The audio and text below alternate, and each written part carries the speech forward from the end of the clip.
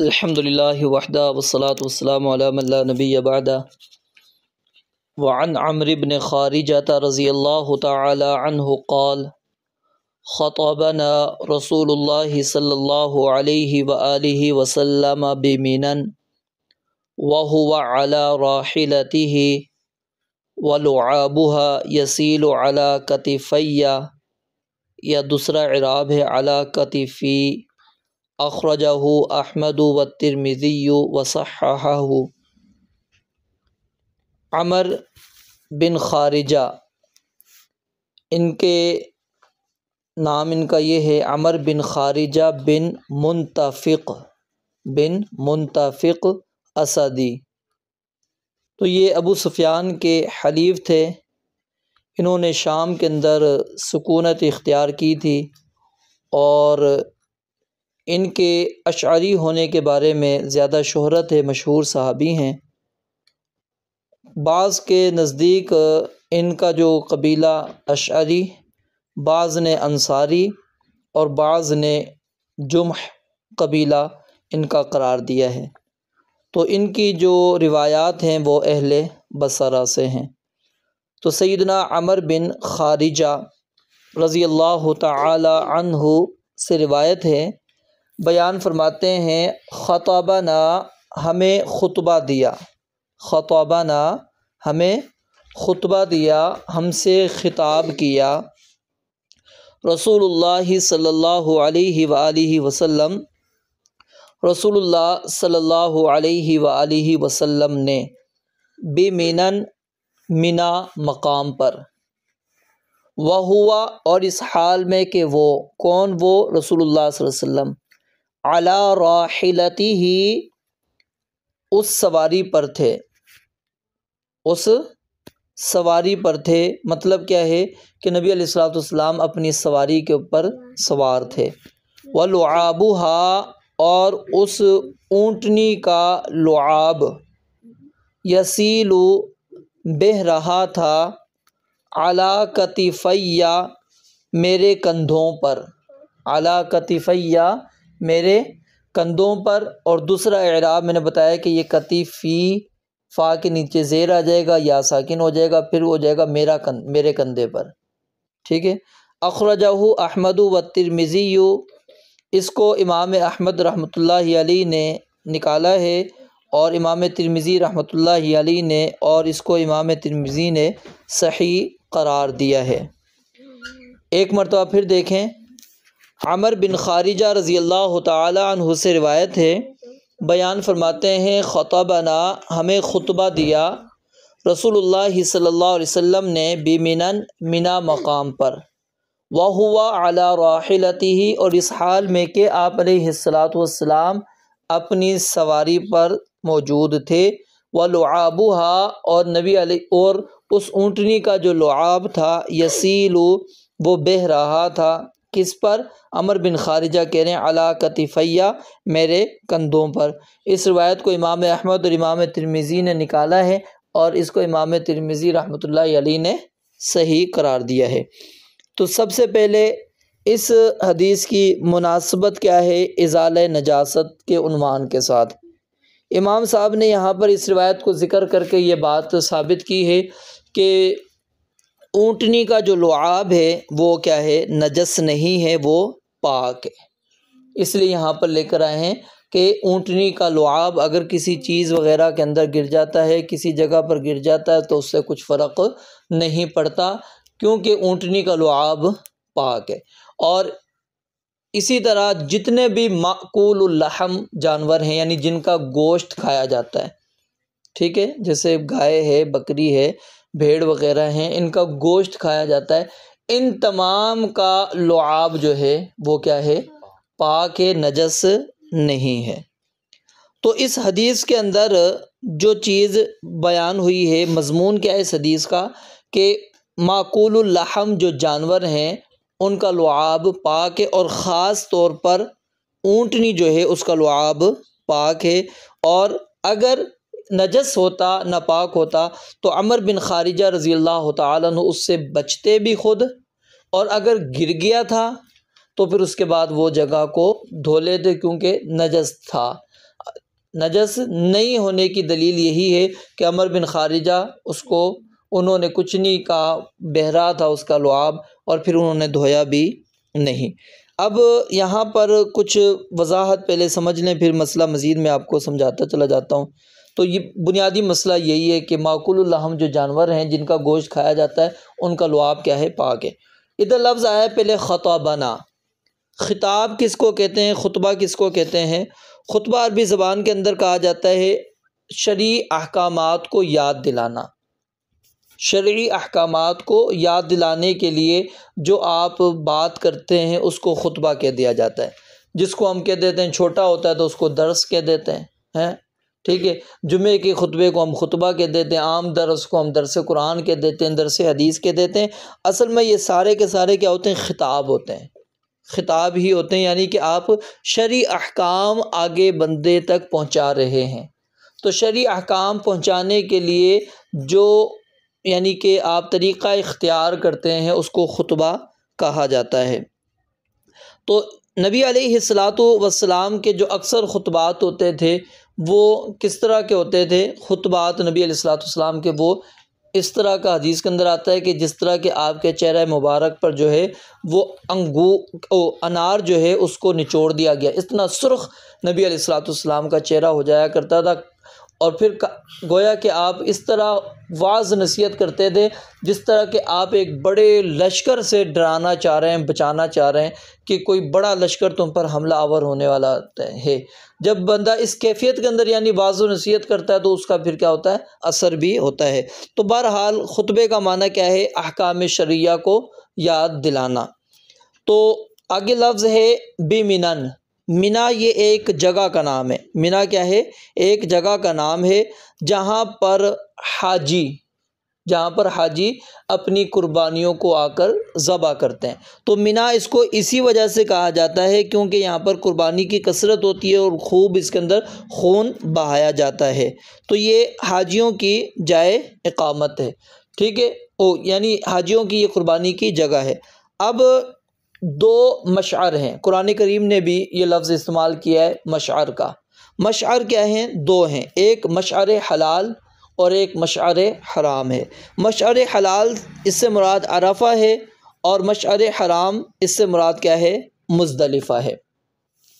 تو منا کیا ہے؟ یہ ایک مقام ہے، ایک جگہ ہے، معروف جگہ ہے۔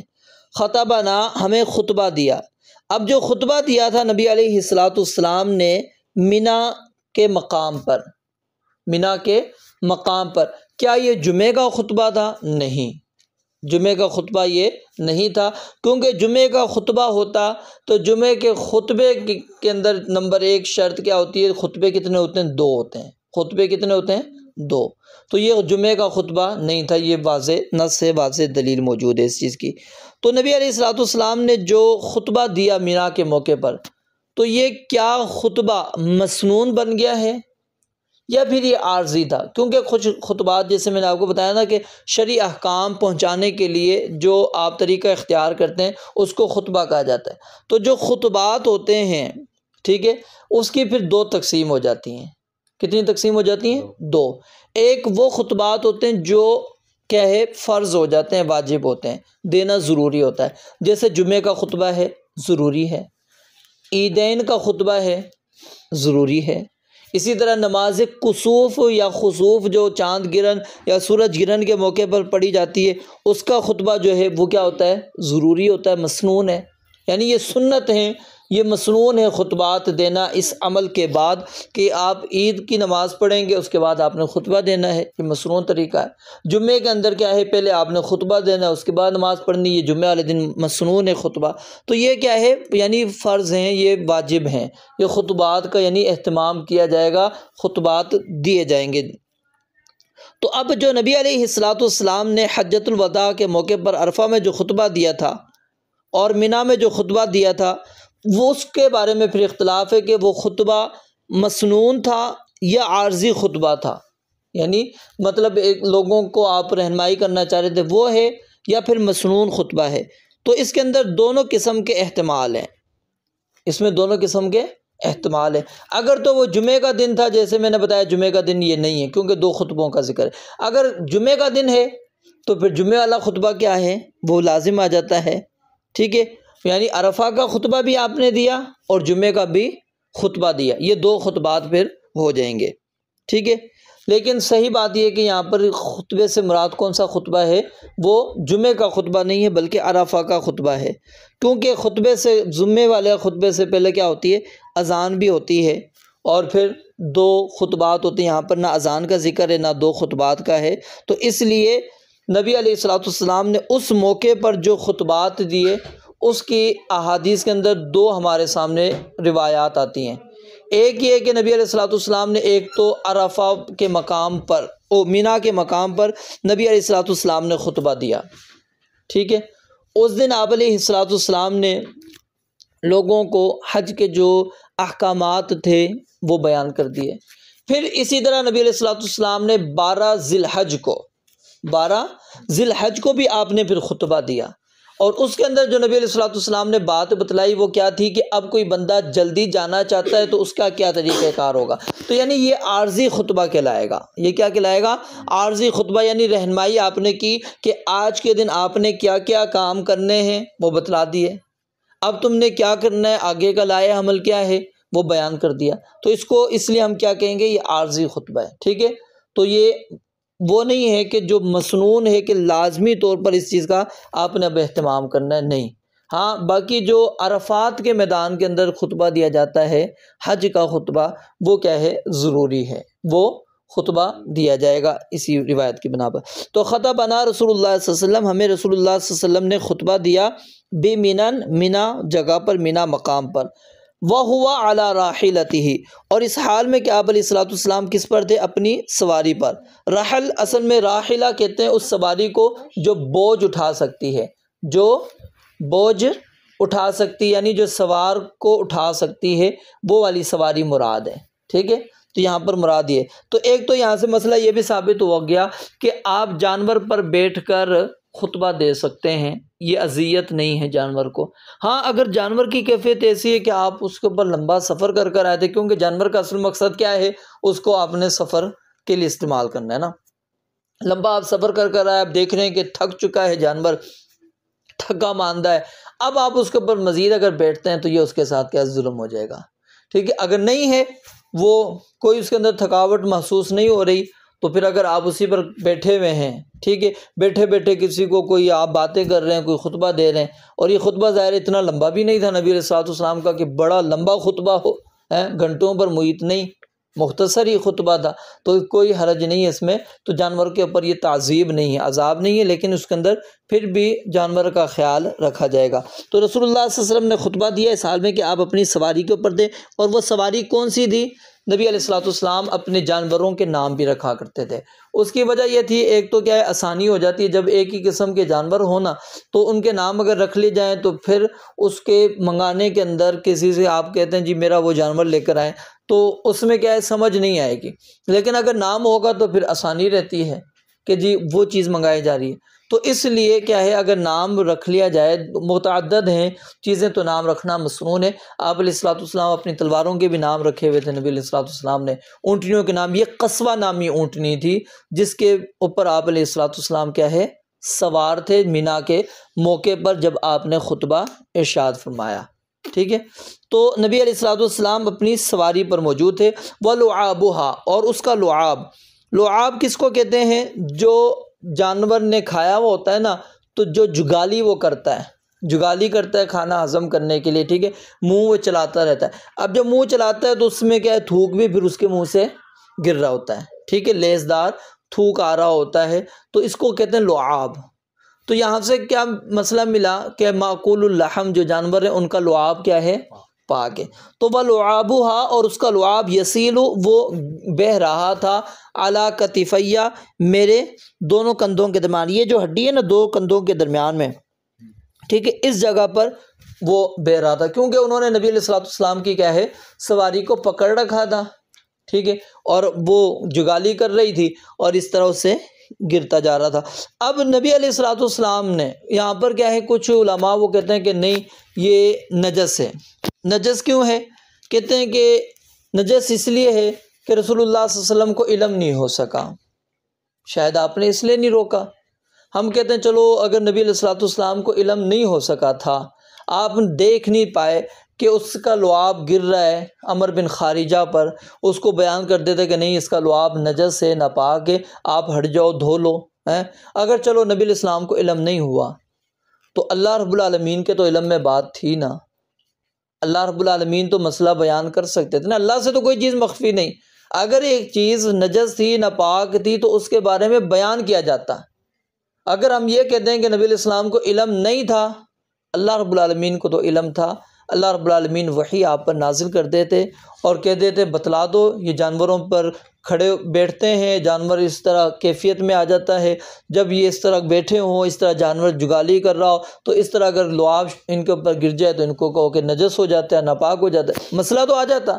لیکن جب یہ مسئلہ ہی نہیں آیا تو یہ اس بات کی واضح نص اور دلیل ہے کہ نبی علیہ الصلوۃ والسلام کو علم تھا، اور جب آپ کے زمانے کے اندر کوئی کام موجود ہو، آپ نے یعنی صحابہ میں سے کسی نے وہ کام کیا اور آپ نے خاموشی اختیار کر لی تو وہ بھی دلیل ہوتی ہے کہ جائز ہے، جواز کی دلیل ہوتی ہے۔ تو یہ بہتر دلیل یہی ہے، کیونکہ ممانعت کی، نجس ہونے کی کوئی دلیل نہیں ہمارے پاس، اس کے پاک ہونے کی دلیل ہمارے پاس موجود ہے، کیونکہ ہر چیز کے اندر اصل کیا ہوتی ہے؟ طہارت ہے، پاکیزگی ہے، نجس کے لیے دلیل کا ہونا ضروری ہے۔ تو وَلُعَابُهَا يَسِيلُ، وہ بہہ رہا تھا عَلَىٰ کَتِفَیَّ، میرے کندھوں کے درمیان، ٹھیک ہے۔ تو اس وقت کیا ہے، جب کتفیہ پڑھیں گے تو پھر یہ ہڈی مراد ہو جائے گی، اور جب کتفی پڑھیں گے، ٹھیک ہے، تو اس سے مراد پھر کیا ہو جائے گا؟ کندھا۔ اب وہ دایاں ہے بایاں ہے یہ وضاحت نہیں ہے، تو دونوں اعراب کا یہاں پر کیا ہے؟ احتمال موجود ہے، ٹھیک ہے۔ تو یہاں پر آپ کے سامنے کیا ہے؟ کتفیہ لکھا ہوا ہے، ٹھیک ہے، یہ اعراب ڈلا ہوا ہے۔ تو اس حدیث کو امام احمد اور امام ترمذی رحمۃ اللہ علیہ نے روایت کیا، وصححہ، اور اس کو صحیح بھی قرار دیا ہے۔ تو اس حدیث کے اندر ایک مسئلہ تو یہ ثابت ہو گیا کہ سواری پر بیٹھ کر خطبہ دینا جائز ہے، ٹھیک ہے۔ اور نمبر 2، جو امیر حج ہوتا ہے یا جو اس کے نائبین ہوتے ہیں، ان کو چاہیے کہ وہ لوگوں کو اس موقع کے اوپر واعظ و نصیحت کریں، شرعی احکام پہنچائیں کہ شریعت کا آج کے دن ہم نے کیا کیا کام کرنے ہیں، کیونکہ بہت سارے لوگ ہوتے ہیں وہ حج کے موقع پر جب جاتے ہیں ان کو مسائل کا علم نہیں ہوتا، مسائل کا علم نہیں ہوتا، تو اس لیے ضروری ہے کہ جو امیر ہوتا ہے حج کا، وہ یا جو اس کے نائبین ہوتے ہیں، ان کو چاہیے کہ وہ اس طرح مختلف جگہوں پر کھڑے ہو کر لوگوں کو بتلا دیں کہ آج کے دن آپ کے اوپر کیا کیا کام لازم آتے ہیں۔ یہ اس حدیث سے نکلتا ہے۔ اور تیسرا مسئلہ اس حدیث سے نکلتا ہے نبی علیہ الصلوۃ والسلام کی تواضع، عاجزی، انکساری، کہ آپ کی عاجزی انکساری دیکھیے کہ آپ نے یہ نہیں کہا کہ لوگوں کو کہا کہ تکلف میں ڈال دیا، جی ممبر لے کر آؤ پہلے پھر میں واعظ و نصیحت کروں گا۔ ہمارے تو نخرے نہیں جاتے نا، نبی علیہ السلام کی یہ حالتیں نہیں تھی، آپ انتہائی تواضع، عاجزی، انکساری کے ساتھ اسی سواری پر موجود ہیں، آپ واعظ و نصیحت آپ نے شروع کر دی، خطبہ دینا نبی علیہ الصلوۃ والسلام نے شروع کر دیا۔ اور نمبر 4، اس حدیث سے وہ اونٹنی کا لعاب پاک ہونا یہ ثابت ہوا، اور اسی سے پھر دیگر جو معقول اللحم جانور ہیں جن کا گوشت کھایا جاتا ہے ان کے بھی لعاب پاک ہے۔ اور اسی طرح جانور کے بدن سے نکلنے والی چیزیں جیسے اس کا پسینہ ہے، ٹھیک ہے، اور اس کا لعاب ہے سوائے خون کے، یعنی جو بہتا خون ہے نا، بہتے خون کے علاوہ باقی جانور کا پیشاب وہ بھی حلال، وہ کیا نام ہے، نجس نہیں ہے، ناپاک نہیں ہے، پاک ہے، ٹھیک ہے۔ اسی طرح لید وغیرہ وہ کر لے، وہ بھی کیا ہے، نجس نہیں ہے۔ کون سے جانور؟ جن کا گوشت کھایا جاتا ہے، ان کی مینگنیاں، ان کا پیشاب کیا ہے، وہ نجس نہیں ہے۔ کیوں؟ آگے حدیثیں جب آئے گی نا، کتاب الصلاۃ آپ پڑھیں گے، اس کے اندر وہ آئے گا کہ اونٹ کے باڑے میں نماز پڑھنے کا مسئلہ، بکریوں کے باڑے میں نماز پڑھنے کا مسئلہ۔ تو اب اگر وہ نجس ہوتا، ظاہر ہے جہاں بکریاں ہوتی ہیں وہاں پیشاب بھی کرتی ہیں، مینگنیاں بھی کرتی ہیں، ٹھیک ہے، تو اگر وہ نجس ہوتا تو نبی علیہ الصلوۃ والسلام پھر وہاں پر نماز پڑھنے کی اجازت نہ دیتے۔ تو آپ کا اجازت دے دینا وہ اس بات کی دلیل ہے کہ معقول اللحم جانور جن کا گوشت کھایا جاتا ہے ان سے سوائے خون، جو خون بہہ جائے، ٹھیک ہے، جو خون بہہ جائے وہ نجس ہے، باقی کوئی چیز نجس نہیں ہے۔ اور یہاں پر ایک اور چیز سمجھ لیں، ایک ہوتا ہے کہ جانور کے اندر نجاست لگی ہے، اب وہ کسی برتن میں اس نے منہ مارا، ادھر نجاست لگی ہوئی تھی، اب وہ نجاست چلی گئی، وہ اس نجاست کی وجہ سے حکم لگے گا، ٹھیک ہے؟